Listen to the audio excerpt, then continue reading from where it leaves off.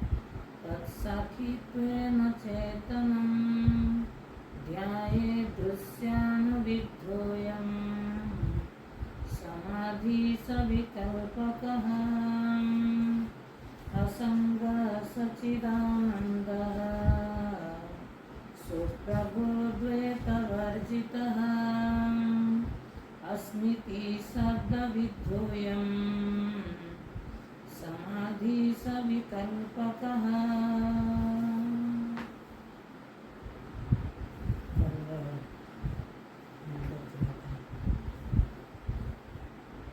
समाधि सर्वदा पूर्ण, ये है विषय। उसी का व्याख्यान आगे का समाधि का अभ्यास करें, ज्ञान तो हो गया, समझ आ गई, लेकिन उस समझ को जीवन में धारण कैसे करें? केवल समझ जाने से वो नहीं जाता है, उसको धारण करना चाहिए। धारण में हमारा कमी है। कई बार साधक होते हैं, बोलते रहते हैं कि हम तो समझते ही नहीं बात। कई साधक बोलते समझते हैं लेकिन बिल्कुल नहीं समझते। शब्द में बार बार बोल रहा हूँ, शब्द को याद कर देने का नाम समझ नहीं है। आपका बुद्धि में आप श्रुति युक्ति प्रमाण का आधार लेकर के जब स्वयं विचार करो, उस विचार से जो निष्पत्ति निकलता है, उसी निष्पत्ति को जीवन में धारण करना, उसी को कहा गया अनुभूति। मैं बार बार इसलिए कहती हूँ, आप लोग जैसा सोचते हैं ऐसा अनुभूति नहीं है। मेरे मन में जो भावनात्मक चीज को कई बार लोग मिलते हैं, मेरे अनुभूति से मैं कहूँ, मैं सामने वाला को देखने से पता चलता है अनुभूति कैसा है। एक चिंतनशील व्यक्ति और एक भावनात्मक व्यक्ति, दोनों में अंतर है। आपके मन में कुछ भी भावना है, भावना क्या है? कल्पना, सिद्धांत नहीं है।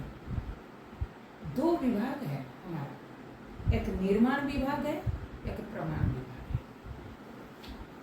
भावनात्मक चीज निर्माण विभाग, सिद्धांतिक चीज प्रमाण विभाग। प्रमाण क्या करता है? जो वस्तु जैसा है उसको वैसा को वैसा उपस्थापन करता है, लेकिन निर्माण विभाग क्या है? वो वस्तु को जैसा मन करे ऐसा निर्माण कर देता है। तो आप जो बोलते मेरा अनुभव से, मतलब क्या आपके भावना में जो आया सिद्धांतिक रूप से श्रुति को आधार लेकर के आपने विचार किया कि नहीं मेरे ऐसे है, मैं इसीलिए कहती अनुभव आना इतना छोटी चीज नहीं है कि आप सुन लिया 2-4 दिन और आपके अनुभव में आ जाए। आप सत्संग सुन लिया, बोले कि मैं अनुभव अभी बता, क्या अनुभव बताओगे? एक दिन में संतों ने इतना मेहनत क्यों किया? तुलसीदास जी ने कितना मेहनत किया, अंत में उसका अनुभूति को उन्होंने तुलसी रामायण में खत्म किया। कितना सालों साल लग गया। इसीलिए ये अनुभूति कोई छोटी चीज नहीं है, आप मजाक कभी नहीं बना, बहुत महत्वपूर्ण चीज। बार बार श्रवण मनन, जब तक मैंने बार बार कह रही हूँ, संशय विपरीत रहित समझ जब तक आपके बुद्धि में प्राप्त न हो और आपके खुद के मेहनत से विचार हो, सुनी सुनाई नहीं। कभी कभी हमको लोग सुनाते हैं, आपने इसे कहा था, आपने इसे, मैंने इसे, मैं वो अपने मन से कुछ नहीं कहती,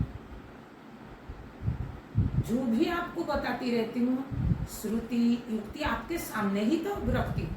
मैं तो कभी कोई थोका हुआ चीज तो कभी आपको किसी को नहीं बताई मैं जीवन में कि ये मान लो, मैं कभी नहीं कहा किसी। इसीलिए कभी आप सोचना नहीं कि आप जो कहा, मैंने कुछ नहीं कहा, मेरा औकात नहीं है कुछ कहने की। मेरे लिए श्रुति प्रमाण है, युक्ति श्रुति सम्मत युक्ति, मनमानी युक्ति नहीं। कभी मैंने मनमानी कोई दृष्टांत दिया, कोई बोल देगा, कभी नहीं दिया। मेरे लिए श्रेय उपनिषद है, प्रमाण है। इसलिए आप लोग भी जब भी विचार करते हैं, अपने मनमानी कोई भी युक्ति कहीं भी मत लगा देना, मन में जुड़ा। श्रुति जब तक आप फॉलो नहीं करोगे, आपके लिए दृष्टांत प्रमाण ढूंढना कठिन हो जाएगा। आप सोचते हैं आपसे सुन लूंगी, हम याद करके कर लेंगे, उसका क्या होगा? यह रटंत विद्या है। खुद मेहनत करना है, खुद पुरुषार्थ करना है। ये समाधि कुरियात मतलब क्या? ये तो सिद्धांत है, शास्त्र गुरु प्रमाण के द्वारा गुरु प्रमाणित करके आपको बता दिया कि ये सिद्धांत है। लेकिन उस सिद्धांत को जीवन में धारण कैसे करें, कैसे उसमें निष्ठा बनी रहे? अगर पहला लाइन को देखें तो 2 चीज वहां से निकलता है, उपेक्षा नाम रूपेत्य सच्चिदानंद तत्व, 2 चीज यही करने के लिए कि ऐसे साधना करो कि नाम रूप का उपेक्षा हो जाए और सच्चिदानंद वस्तु में निष्ठा बनी रहे। यही कारण, ये जब आपके जीवन में सिद्धि हो जाएगा, जिस दिन आप लोग को जान लो आप समाधि, आप नित्य निरंतर समाधिस्थ हो। आंख बंद करने का नाम समाधि नहीं है। जैसे आप लोग सोचते हैं ना, हम ध्यान करते हैं, अब ध्यान करते हैं, हमको लोग पूछते हैं अब ध्यान करते हैं, ध्यान करने का नाम है ध्यान। जब मनन चलेगा, ध्यान सहज चलेगा। ध्यान करने के लिए बैठना नहीं पड़ता है। इसीलिए पतंजलि योग सूत्र में भी ध्यान मैंने बार बार आपको बोलती हूँ, कोई शब्द जब प्रयोग करते हैं उसका अर्थ जाने बिना शब्द प्रयोग करना उचित नहीं है। आज तक लोगों के मन में, हमारे वेदांतिक साधक के लोगों के मन में भी ध्यान शब्द आपके बुद्धि से नहीं जाता है, वो ही पुराना संस्कार पड़ा है। हमको कभी तो ऐसा आता नहीं। ध्यान मतलब आंख बंद करके बैठ जाना और याद करना, मैं दृष्टा साक्षी चेतन हूं, मैं दृष्टा साक्षी चेतन हूं, इसको ध्यान कहते हैं। इसको कहते हैं धारणा। एक देश चित्त बंध धारणा। लेकिन पता है पतंजलि योग सूत्र में संयम किसको कहा गया? त्रय एकत्र संयम। पतंजलि योग सूत्र में धारणा, ध्यान, समाधि। समाधि उनका क्या है? अभ्यास। वेदांत में समाधि क्या है? स्वरूपावस्था। तो इसीलिए वेदांत में प्रसंग अनुसार कभी अभ्यास का आता है, कभी स्वरूप का आता है। एक शब्द का संस्कृत में एक शब्द का अर्थ एक नहीं होता, प्रसंग अनुसार अर्थ बदलता है। तो इसीलिए यहाँ क्योंकि प्रसंग ऐसा है और प्रसंग में के अनुसार समाधि स्थिति को प्राप्त करने के लिए जो प्रक्रिया है, अभ्यास प्रक्रिया है, उसी अभ्यास के द्वारा इसी समाधि स्थिति को कैसे प्राप्त करें, क्या अभ्यास करें, कहाँ अभ्यास करें, दो प्रश्न का उत्तर यहाँ दिया। समाधि हमें प्राप्त करना है तो अभ्यास क्या करें? बोले अभ्यास ये हो नाम रूप का उपेक्षा। इतना आपका अभ्यास हो जाए ये सच्चिदानंद वस्तु जीवन में महत्व है। कल कहा था अगर सच्चिदानंद स्वरूप में महत्व बुद्धि बढ़ेगा, नाम रूप का उपेक्षा हो जाएगा। तो ये दोनों नाम रूप का उपेक्षा मतलब क्या? कि नाम रूप के प्रति वैराग्य। भगवत गीता का 6वां अध्याय का मैंने कल बता रही थी। अर्जुन जब प्रश्न पूछा कि मन का स्वभाव चंचल है तो मैं क्या करूं? लोगों ने कई बार भी कहते हैं मन का स्वभाव चंचल है। मन का स्वभाव चंचल नहीं है। अज्ञानी, किसने प्रश्न किया? अज्ञानी के दृष्टि में लगता है मन का स्वभाव चंचल है। अगर मन का स्वभाव चंचल होता तो आपको कभी गाढ़ निद्रावस्था में ना, गाढ़ निद्रावस्था में मन तो चंचल होगा तो निद्रा होगी नहीं ना, विषय की ओर रमण करेगा। तो जिस दिन आपको निद्रा नहीं होता है उस दिन मन चंचल है।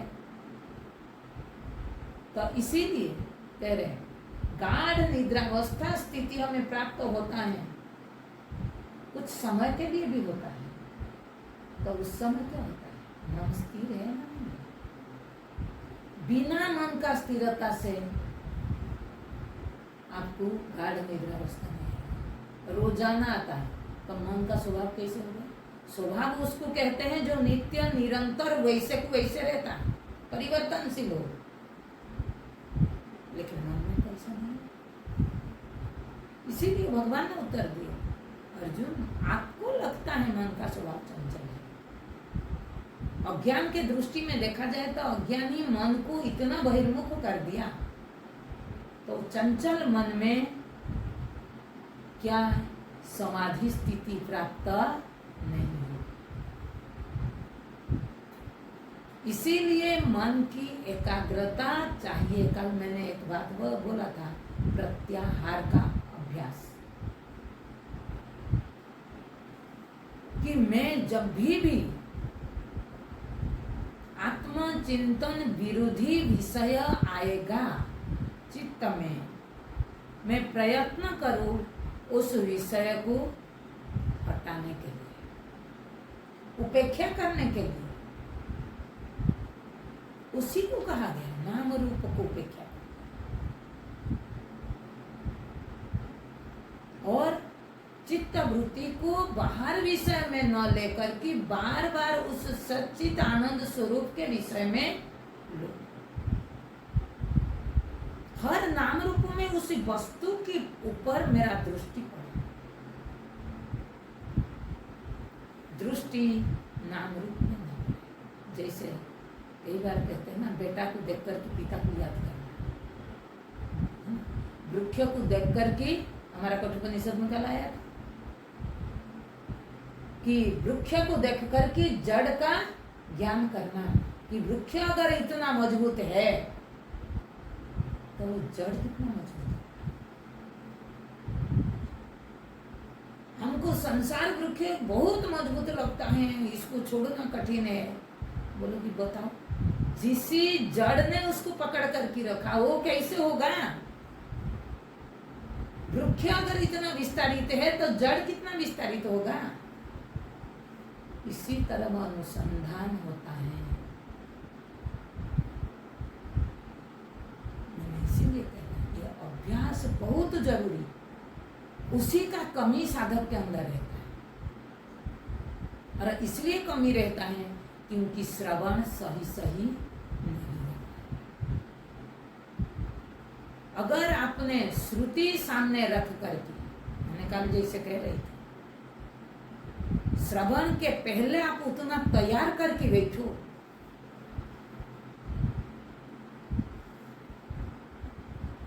आप लोग कई बार पूछते रहते हैं कि आपको जैसे ये इतना समझ, इतना याद आता है क्या एक दिन में हो गया?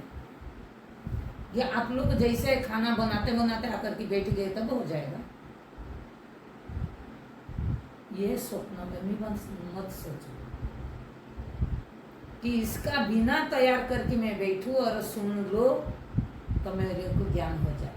बिल्कुल नहीं। मैं स्पष्टवादी हूँ, स्पष्ट रूप से बोल रही हूँ। ये नहीं कि हाँ ये काम करो, ये भी करो, ये भी करो, नो, दोनों साथ में नहीं चलता है। खाना भी पकाओ, ब्रह्म विद्या भी सुनो, बिल्कुल नहीं हो सकता। मैंने देखती हूँ साधक लोग सत्संग करते हैं, मैंने कई बार साधक लोगों को सत्संग करते हैं। आप ग्रुप करके अच्छी बात करना चाहिए, लेकिन वो सत्संग में करते क्या? किताब लेकर के एक पढ़ेगा, दूसरा सुनेंगे, हो गया सत्संग। इसको सत्संग कहते हैं जहां कोई चर्चा ही नहीं है, फिर उसी में सब एक एक गुरु बन जाते हैं।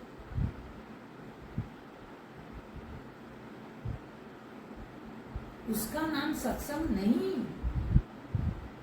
सत्संग क्या होता है? मैंने बोली आप लोग सुनते हैं, एक हफ्ता ग्रुप बनाओ, विचार कैसे होता है सीखो। सीखने के लिए तैयार नहीं, हम जैसे सुन रहे हैं अपना मन माने, ध्यान देना। जब तक वरण नहीं है, मैंने बार बार बोल रहा हूँ, श्रद्धा नहीं है, तब तक ज्ञान कितना भी सुनूं आपके जीवन में काम में आने वाला नहीं। श्रद्धा का कमी क्या है? मेरे इच्छा से मैं सुनती हूँ, मुझे जैसे पसंद मैं ऐसे सुनती हूँ, जैसे आचार्य कहते हैं वो नहीं, उस तरीका से श्रवण नहीं करती,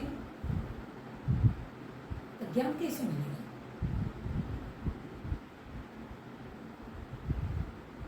सत्संग करो, मैंने कई बार इंस्ट्रक्शन भी दिया। मैं बोले आप लोग ग्रुप में करते हैं, जो एक हफ्ता में श्रवण करते हैं, एक हफ्ता में एक दिन करते हैं, उसको बैठो चर्चा करो। गुरु मत बनो सब, किसी को एक को गुरु बना करके मत बैठा, चर्चा करो। आपने एक हफ्ता सत्संग सुना, क्या क्या विषय का उपस्थिति, वो विषय को तो रखो। मुंह पर एक भी निकलता नहीं है और बोलते हैं हम सत्संग करते हैं। ये सत्संग क्या है पता है? समुद्र के किनारे बैठ कर के समुद्र के अंदर से पत्थर मारना जैसा काम करता। लोगों को लगता है समुद्र के किनारे बैठा है, ध्यानस्थ बैठा है, लोग कितना ध्यान कर रहे हैं, कब से बैठा है, लेकिन कर क्या रहे हैं? बैठ करके पत्थर मारता है। वो पत्थर मारने का जो काम करता है, लेकिन उसका कुछ रिजल्ट है? कोई रिजल्ट नहीं है। ऐसे सत्संग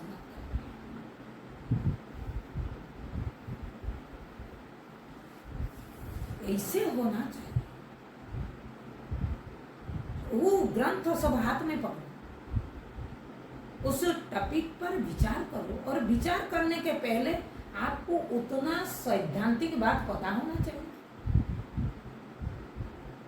मैंने कई बार बोला नोट्स बनाओ, सारे पारिभाषिक शब्द मैंने इतना बार बोलती हूँ, उसको एक पॉइंट आउट करो, रखो सामने। जब आप लोग सत्संग करते हैं उसमें इस विषय को आपके सामने होगा तो आपको प्रामाणिकता से आप किसी बात को कह सकते हैं। ये अपने मन में कुछ आया, मैंने बहुत कुछ किताब पढ़ के आया, उसी किताब को आपके सामने पढ़ा दो, इसको सत्संग कहेंगे? क्या लाभ होगा? आज तक आप अपने आप को देखो, कब से कर रहे हैं, क्या लाभ कर दिया? पैटर्न चेंज करो। अगर एक एक समय अगर आपको कीमत लगता है ना, आप कभी भी समय का बर्बादी नहीं करो। समय को कीमत दो। मैंने बार बार बोल रहा हूं, आज मैंने सोया कल उठूंगी ये पक्का नहीं है। आज मुझे मिला, मुझे काल नहीं मिली, और जो काल वो चला गया, आगे का काल आया नहीं, आएगा भी नहीं, मैं गारंटी से नहीं कह सकता। मेरे पास आज है, मैं आज के दिन में अपने लिए कैसे जिया। मैंने इसीलिए कहती, जो रोज श्रवण करते हैं उसको रोज अपना मेमोरी कार्ड में डाल दो। है आपके पास मेमोरी, लेकिन वो मेमोरी कार्ड में डालना पड़ेगा, और डालने के लिए मेमोरी को खोला करना पड़ेगा। मेमोरी कार्ड में अगर आपने पहले से विषय भरा हुआ है तो ये कैसे भरेगा? आपके अंदर भर नहीं रहा है, इसका मतलब आपका मेमोरी कार्ड आप खोला करके बैठा नहीं। मेमोरी कार्ड क्या है? अंतःकरण। ये कौन कर सकता है? उपेक्षा नाम और उपदेश सच्चिदानंद वस्तु में समय नहीं लगता। हमको समय लगता है मेमोरी कार्ड को खोला करने। मेरे मान्यता को मैं छोड़ नहीं पाती हूँ। हमारा कठोपनिषद में ऐसे ऐसे कुतार्किक के साथ हमारा संग होता है, जिस कुतार्किक के संग का प्रभाव हमारा बुद्धि के ऊपर इतना पड़ता है कि हम सैद्धांतिक बात को धारण करने में असमर्थ होते हैं। ये बात मैं इसलिए कह रहा हूं क्योंकि दिया समाधि सर्वदा, ये जो सर्वदा शब्द है ना, आप खाली कहकर कि चले जाओगे सर्वदा करो, हमेशा करो, कैसे करेगा? क्यों आप कर नहीं पाते? क्योंकि कुतार्किक संग का प्रभाव है सैद्धांतिक बात को धारण करने में असमर्थ। इसीलिए संग दोष का प्रभाव हमारा चित्तवृत्ति में इतना पड़ा है।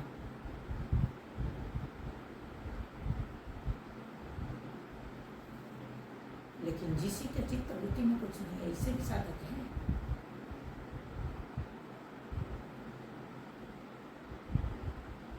मेमोरी इतना शार्प है कि जो सुनते हैं वो बिल्कुल बता देते हैं। ऐसे अगर मेमोरी में रहेगा तब आप जब बैठोगे अकेले, चलोगे, घूमोगे भी, तब चित्तवृत्ति में उस मेमोरी क्या होगा? चलेगा। मेमोरी में जो है वही तो चलेगा ना। आप जो कुछ अपलोड किए स्क्रीन पर क्या दिखेगा? वही दिखेगा।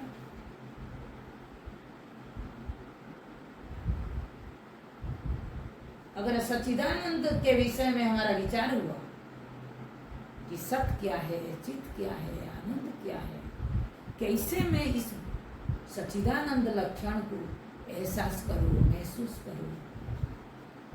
सर्वत्र तो नाम रूप है, मुझे नाम रूप तो दिखता है, सच्चिदानंद लक्षण क्यों नहीं दिखता है? कारण क्या है, क्या कमी है? उसको सच्चिदानंद वस्तु को हमको उत्पन्न नहीं करना है, उसके प्रति ध्यान होना चाहिए, दृष्टि होना चाहिए। दृष्टि जाता नहीं इसलिए क्योंकि हमारा दृष्टि स्थूल विषय में जन्म जन्मों से अभ्यस्त है।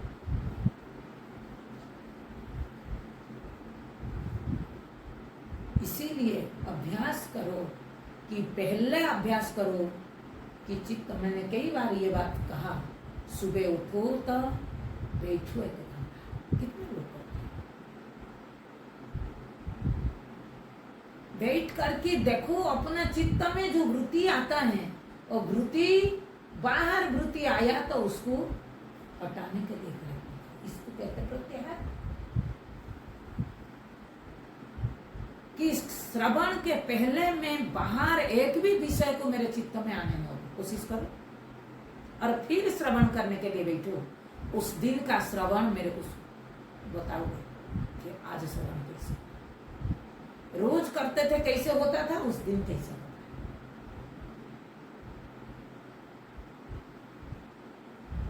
बहुत अंतर है। उस दिन का श्रवण धारण होगा। मैंने बोली ना, हम गुरुकुल में जब थे,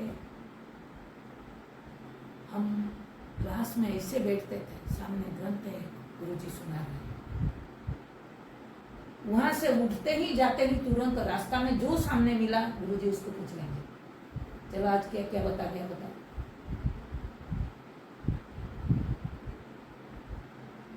तुरंत। तो कितना अलर्ट रहना पड़ता था श्रवण काल में। हमको लिखने का अलाउड नहीं था क्लास टाइम में, और जब पूछे तब बताओ, नहीं बताओगे तो अगले बार आपको प्रश्न पूछेंगे, आपका चेहरा ही नहीं देखते। और हमारा तो ये नहीं होता था कि गुरु के सामने अपना चेहरा को हम छिपा कर दें, इससे कुछ काम ना करें।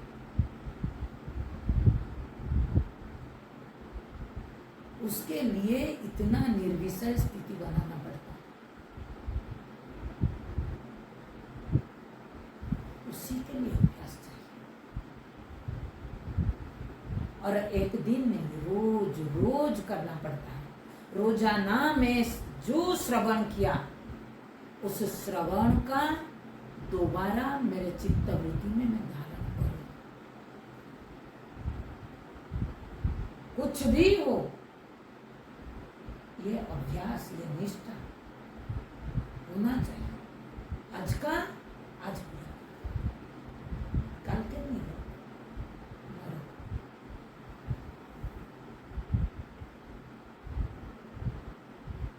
ये तब होगा जब अभ्यास आपका इतना कि आप एक विषय में ज्यादा समय टिक करके रहेंगे। ध्यान शब्द का परिभाषा क्या है? ध्येय चिंतन। आपका जो ध्येय है उसके विषय में चिंतन करना।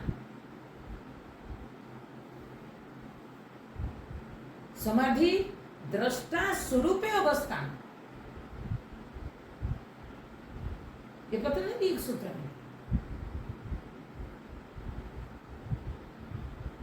हमारा इतना अभ्यास हो जाए, वृत्ति सच्चिदानंद स्वरूप के सिवाय और किसी नाम रूप में न भटके, इतना अभ्यास कर दो। तभी कहा सर्वदा कुरिया, सदा इतना अभ्यास करो। जब ये अभ्यास सहज हो जाए, हमारा उपदेश सार में रमन जी ने कहा, बोले गंगा जी जैसा, गंगा सागर के लिए नदी, गंगा जी नहीं कहा, नदी जैसे निरायास रूप से समुद्र की ओर बहती है, नीचे की ओर बहती रहती है, उसको कितना भी बांध डालो वो रुकती नहीं है।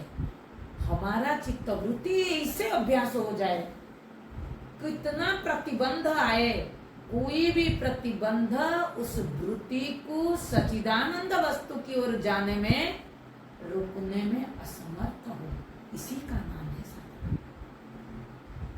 जिस दिन ये सिद्ध हो गया आपके जीवन में, उसी दिन आप बोलना कि मैं साधक,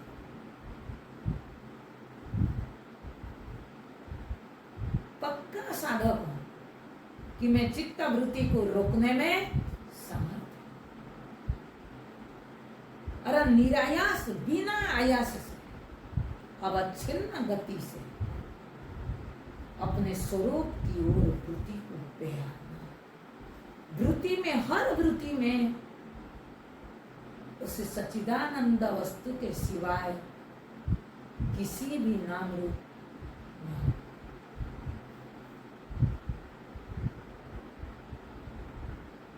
ऐसे अभ्यास करें। बोले बड़ा कठिन साधना है, इससे और थोड़ा सहज वाला कुछ होता।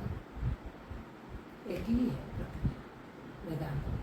वेदांत में कोई ऑप्शन नहीं है, इसीलिए तो कहा गया परमार्थ सत्ता को, सच्चिदानंद वस्तु को तत्वतः यथार्थ रूप में जानने वाला कोई होते हैं, बिरला, सब नहीं होते। बहुनाम जन्मनाम अन्ते ज्ञानवान न प्रपद्यते। ज्ञानवान होने के लिए आज किसी के पास अगर ये समझ है, ये ज्ञान है, तो एक जन्म का मेहनत नहीं, जन्म से उन्होंने इसी काम के लिए पुरुषार्थ किया होगा, तब आज इस स्थिति को प्राप्त कर। कभी भी उसको समाधि से कोई च्युत नहीं कर सकता है। कोई भी व्यवहार समाधि स्थिति से उसको क्या विचलित नहीं कर सकता है, उसको अस्थिर नहीं कर सकता है, उसको च्युत नहीं कर सकता। निष्ठा इतना बन जाए, उसी को कहते हैं निधिध्यासन, नितराम स्थिति। बोले ये अभ्यास कैसे करें? नाम रूप का उपेक्षा करें। नाम रूप किस रूप में है? उसी समाधि का प्रक्रिया का उन्होंने आगे जो प्रकरण दिया, इसी स्वरूप स्थिति को प्राप्त करने के लिए आपको समाधि अभ्यास करना पड़ेगा। अभ्यास वाला समाधि। कैसा समाधि अभ्यास?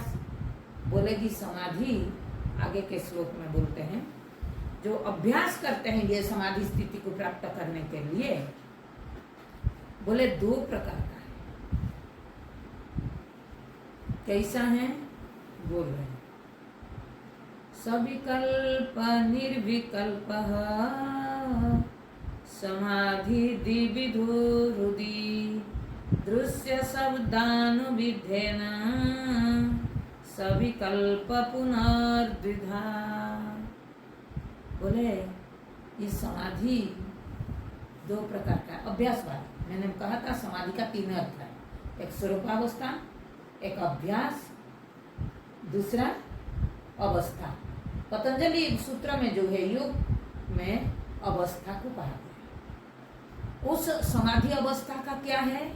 जहां पर निर्विषय हो जाना, शून्यता महसूस करना। जो लोग जाते हैं, आप लोग जो विपश्यना वगैरह जाते हैं, सब उसमें क्या होता है? दृष्टा भाव रहता है। उसमें क्या करते हैं? उसमें पूरी तरह जैसे कोमा में जाने के समय ना, ऐसे स्थिति को प्राप्त कर, उसको समाधि, उसमें कुछ लाभ होने वाला नहीं। कितना टाइम? वेदांत में समाधि मतलब दो, स्वरूपावस्था और एक अभ्यास। दो प्रकार है। बोले क्या? सविकल्प, निर्विकल्प। आरंभिक अभ्यास क्या है? सविकल्प। सविकल्प मतलब विकल्प के साथ आप अभ्यास करोगे। समाधि, यह समाधि शब्द का अर्थ है विचार और कुछ नहीं, मनन। कैसे विचार करें? बोले दो उपाय है।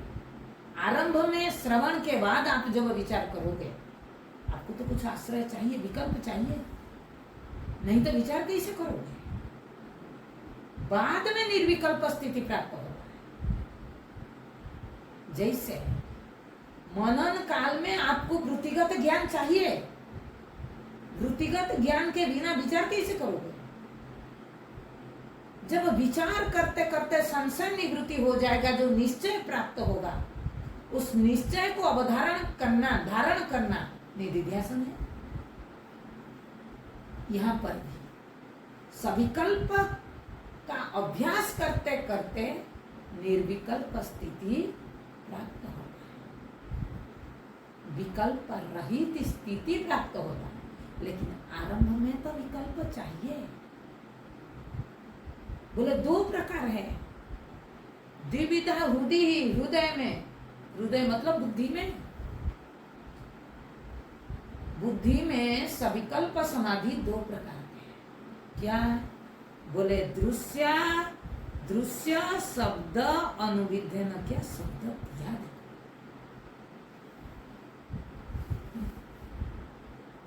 ये आवृत्ति करना दिया है यहाँ पे। आप लोग जो सोचते हैं हमने याद कर लिया, बार बार वृत्ति में उसी शब्द को धारण करके रखना नहीं दिया। दृश्य शब्द अनुविध है ना, अनुविध, विधि, विधि धातु से क्या? समझ, ज्ञान। अनु, अनु मतलब पश्चात। किसके पश्चात? किसके पश्चात? श्रवण के पश्चात। ध्यान देना, बिना श्रवण से आप दृश्यानुविध, शब्दानुविध समाधि का अभ्यास कर नहीं सकते। ये सविकल्प है, विकल्प है आपके पास है, नहीं जान सकते। दृश्य क्या है जानो, शब्द क्या है जानो, उस शब्द का, दृश्य का आश्रय कैसे लेकर के चिंतन करें। बहुत सुंदर प्रक्रिया है, बहुत सुंदर। मैंने बार बार साधक को बोलती है, दो प्रक्रिया किसी ने सीख गया। वेदांत का वास्तविक यही प्रक्रिया है। हम लोग ने जितना भी ये दोनों ही साधना से आगे बढ़ा, मैंने आप लोगों को भी वही सीख देती है। बोले दो है, दृश्य शब्द अनुविध है ना। दृश्य के माध्यम से, शब्द के माध्यम से अनुभेदन करो। अनु मतलब पश्चात, श्रवण के पश्चात उसी दृश्य को लेकर के विचार करो, या शब्द जो श्रुति में शब्द दिया उस शब्द राशि को लेकर के विचार करो। आप लोगों को लगेगा कि हम विचार कैसे करें, तो विकल्प क्या दिया? दृश्य और शब्द। बोले सविकल्प पुनर्विद्या, यही सविकल्प समाधि इसी तरह दो प्रकार का है। तो आगे कहते हैं, कामादि स्थितगा दृश्या तत्साक्षित्वेन चेतना ध्यायेत दृश्यानुविद्धेन विद्धोयम समाधि सविकल्पः। जो समाधि, सविकल्प समाधि दो प्रकार का है, एक दृश्यानुविद्ध, एक शब्दानुविद्ध। पहले दृश्य की अनुभेदन करना है। ये 24वां श्लोक का नाम है दृश्यानुविद्ध समाधि। इसको कहेंगे शाखा चंद्र न्याय। जैसे वृक्ष के द्वारा चंद्रमा का अनुभेदन करना। मुझे डायरेक्ट चंद्रमा दिख नहीं रहा है, लेकिन मुझे देखना क्या है? चंद्रमा। चंद्रमा दिखाई नहीं दे रहा है, तो मैं क्या करूं? चंद्रमा से संबंधित जो वृक्ष है, उसके नजदीक जो वृक्ष है, उसके लाइन में खड़ा हुआ जो वृक्ष है, उस वृक्ष का आश्रय लेकर की चंद्रमा का दर्शन किया। तो भेदन किसको करना है? चंद्रमा को, लेकिन सहारा किसका लेना है? वृक्ष का। उसी पर यह भेदन किसका करना है? किसको जानना है? विद मतलब किसको जानना है? चेतन को। लेकिन सहारा क्या लेना है? विकल्प मतलब सहारा किसका लेना है? दृश्य। दृश्य जैसे कहते ना, दृश्य का आश्रय लेकर की दृष्टा का कुछ जानना। यहाँ कोई बात नहीं है। ये दृश्य क्या है हमको जानना चाहिए। हमने आरंभ में पढ़ा था दृश्य क्या है? यत् चित्तवृत्ति तत् दृश्य। यहाँ आकर के केवल नेत्रभाष्य दृश्य नहीं है, यत् चित्तभाष्य तत् दृश्य। जो कुछ अंतकरण में भाषित होता है, केवल नेत्र में नहीं। बहुत चीज नेत्र में भाषित नहीं होता है लेकिन अंतकरण में होता है। तो जो कुछ नेत्र केवल नहीं चित्तवृत्ति में भाषित होता है वो सब के सब दृश्य है। बोले क्या? देखो, बोले कामाद्या चित्तगा दृश्य। आदि कह दिया, काम आदि माने जितना चित्त में वृत्ति उठती है, काम, क्रोध, लोभ, मोह, मद, मत्सर्य, राग, श्रद्धा, धृति, क्षमा, ये सब वृत्ति रूप में मालूम पड़ता है। कुछ निषेधात्मक वृत्ति, कुछ सकारात्मक वृत्ति, दोनों वृत्ति को देखो।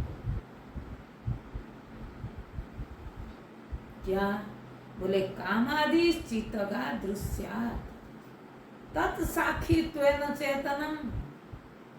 ये कामना को कौन देख रहा है? साक्षी। मैंने कई बार बोला, कामना जब उठता है, जब कामना को हमने देखने लग जाते हैं, वो कामना फलीभूत नहीं होता है। जब कामना उठती है उसको प्रवृत्त होने दे देते हैं, तब हम भोक्ता बन जाते हैं। कामना उठती है उसको प्रवृत्त होने नहीं देता है, वो दृष्टा बनता है। ये मत सोचो कि कुछ नहीं होगा। अंतिम में निर्विकल्प अवस्था में कुछ नहीं होगा, लेकिन जब तक निर्विकल्प नहीं हुआ, आरंभ में तो सविकल्प से तो शुरू करना है।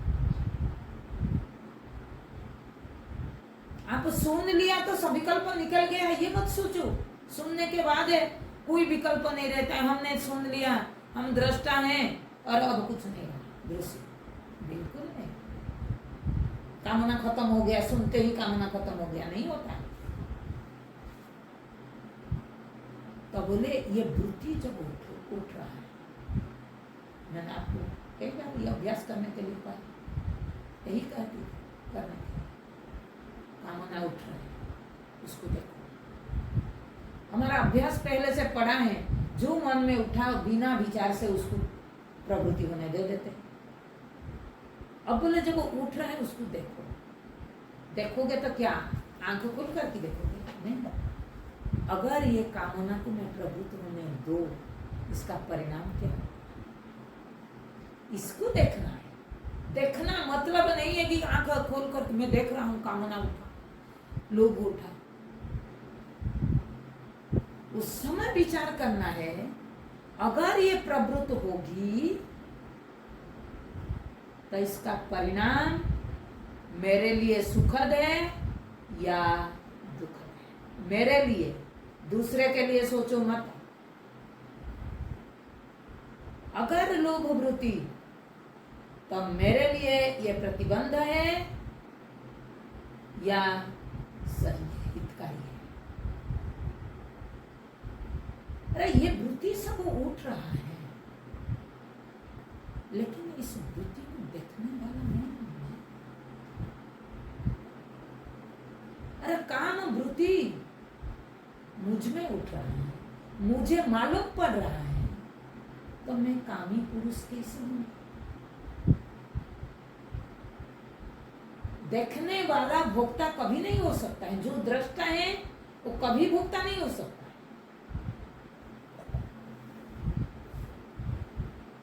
जो देखता है वो जो दिखाई देता है उससे वो डिटैच्ड रहता है, अटैच्ड नहीं होता है।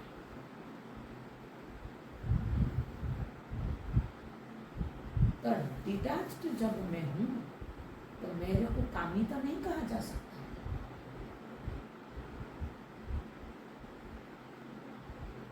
कामना वृत्ति का जो दृष्टा है, कामना वृत्ति क्या है? दृश्य है। दृष्टा कभी दृश्य हो नहीं सकता है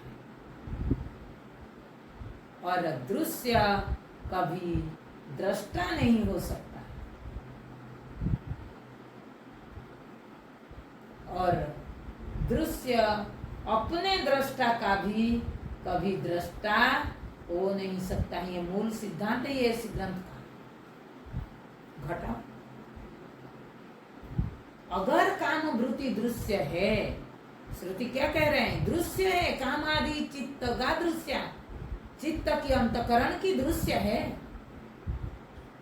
तो फिर मैं अपने आप को जब कामी कहूं तो मैं तो दृश्य बन गया। अगर मैं दृश्य हूं तो मैं दृष्टा कैसे हो सकता हूं? अगर मैं दृश्य हूं तो मेरा दृष्टा कौन है? किसी को आज तक मेरे सिवाय दृष्टृत्व और कहीं सिद्ध होता है? नहीं होता है। इससे ये कट जाता है कि मैं कभी दृश्य हो नहीं सकता हूं, क्योंकि मैं चेतन हूं। चेतन उसको कहते हैं जिसमें कभी किसी भी प्रकार विकार नहीं हो सकता, परिवर्तन नहीं हो सकता। वो चेतन जो साक्षी है, वो साक्षी किसका? सारे वृत्तियों का साक्षी है। जो दृश्य का साक्षी है वो दृष्टा होगी, वो दृश्य नहीं।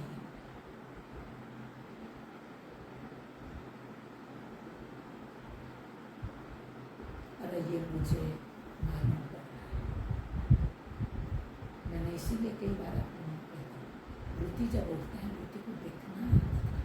आप खाना खा रहे हैं, खाना को देखो, हर चीज देखो, भोगो मत।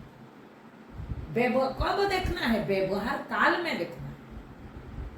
आप सोचोगे मैं अलग से बैठ कर के देखो ना, कामना में बैठ कर के, अरे कामना जब उठाओ, कामना को देखो। जब देखोगे वो कामना प्रवृत्ति नहीं करोगे, उसका परिणाम आपको पता चल जाएगा। अगर ये प्रवृत्त हुआ तो ये मेरे लिए कितना खतरनाक है।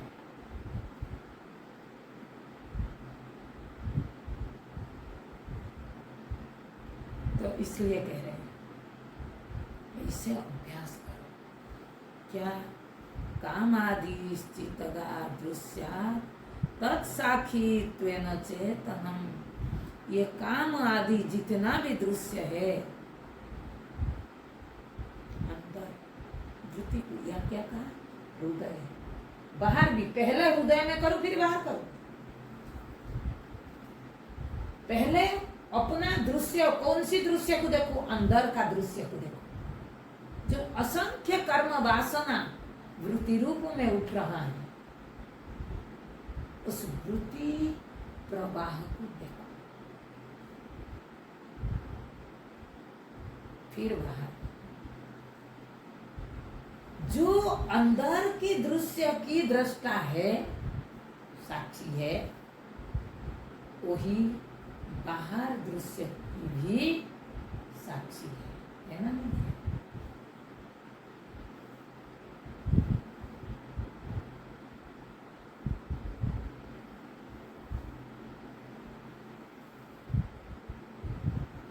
और वो साक्षी इसीलिए हुआ। अगर उसमें विकार होता तो वो साक्षी कहा जाता है। जिसने काम वृत्ति को जानता है वही क्रोध वृत्ति को भी जानता है। अगर आप अपने आप को कामी मानोगे तो आप क्रोधी नहीं हो सकते। आप कामना को भी जानते हैं, क्रोध को भी जानते हैं, लोभ को भी जानते हैं, श्रद्धा को भी जानते हैं, क्षमा को भी जानते हैं, तो इसका मतलब क्या है? एक वृत्ति दूसरे वृत्ति को नहीं जानता है। कामना लोभ को नहीं जानता है, क्षमा कामना को नहीं जानती है, लेकिन मैं क्षमा को भी जानता हूं, द्वेष वृत्ति को भी जानता हूं। दोनों का साक्षी में हूं, ज्ञान का भी साक्षी में हूं, ज्ञान वृत्ति का भी ध्यान देना, मैंने वहां ले लिया। ज्ञान वृत्ति का भी साक्षी कौन है? मैं। अहम ब्रह्मास्मि, ये ज्ञान वृत्ति है, इस वृत्ति का साक्षी कौन है? मैं। और अज्ञान वृत्ति का भी साक्षी मैं।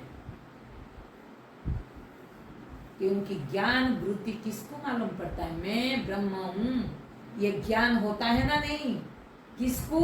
मुझे। तो मैं कैसे, सोचो, मैं कैसे वृत्ति हूं? मेरे विषय में ज्ञान है। जैसे आपको कोई कहे आप डॉक्टर हो, आपके विषय में डॉक्टर का ज्ञान है उसको, लेकिन आप डॉक्टर हो क्या? नहीं।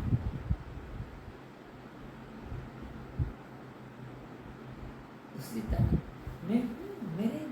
मेरे को क्या जरूरत है? मेरे को पहचानने के लिए किसी उपाधि का जरूरत नहीं है, लेकिन उस अज्ञान का निवृत्ति के लिए मुझे उपाधिगत ज्ञान का जरूरत है।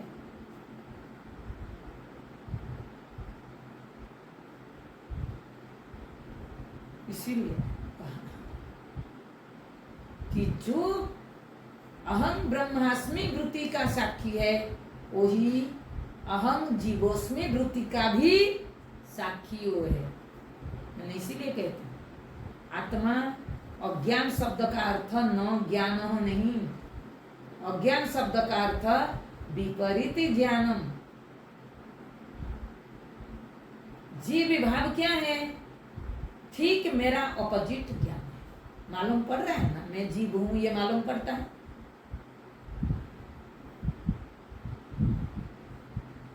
मालूम पड़ना ही ज्ञान है। उसी अज्ञान को मैं जानता हूं, इसीलिए वो मैं नहीं हो सकता।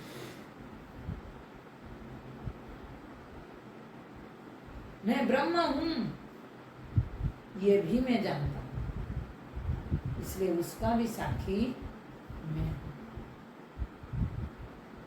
वो क्यों जरूरत है?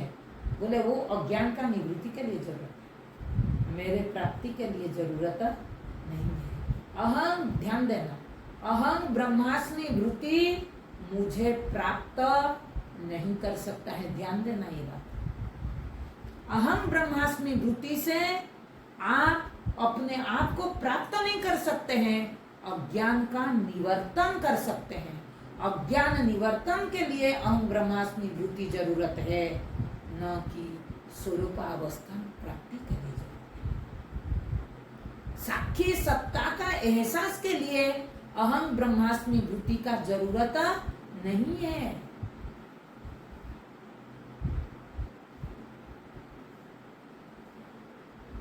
जो साक्षी है इस वृत्ति के पहले ऑलरेडी वो है, उसको ये ज्ञान वृत्ति क्यों प्राप्त करेगा? अहम ब्रह्मास्मि वृत्ति उसको प्राप्त करेगी? नहीं करेगी।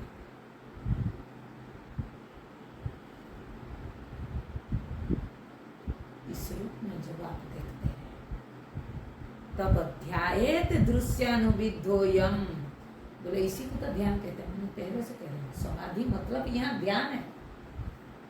कैसे चिंतन होता है? ध्यान मतलब ध्येय चिंतनार्थ। यह किसका? चेतन का, साक्षी का ध्येय, वो हमारा ध्येय है, उसका चिंतन। लेकिन कैसे कर रहा है? दृश्य के द्वारा अनुभिदन। क्या कर रहा है? ध्यायत दृश्यानुविधोयम अयम भिदोयम। मैं भिद जान रहा हूं, किसको? उस ध्येय को जान रहा हूं, लेकिन किसके माध्यम से? वृत्तिगत दृश्य के माध्यम से मैंने उस दृष्टा चेतन को जान रहा हूं। इसको कहते हैं दृश्यानुविद्ध समाधि। सविकल्प विकल्प होने के नाते, दृश्य विकल्प होने के नाते उसको सविकल्प समाधि कहा गया। ओम तत्सत्। ओम पूर्णमदः पूर्णमिदं पूर्णात् पूर्णमुदच्यते पूर्णस्य पूर्णमादाय पूर्णमेवावशिष्यते। ओम शांति शांति।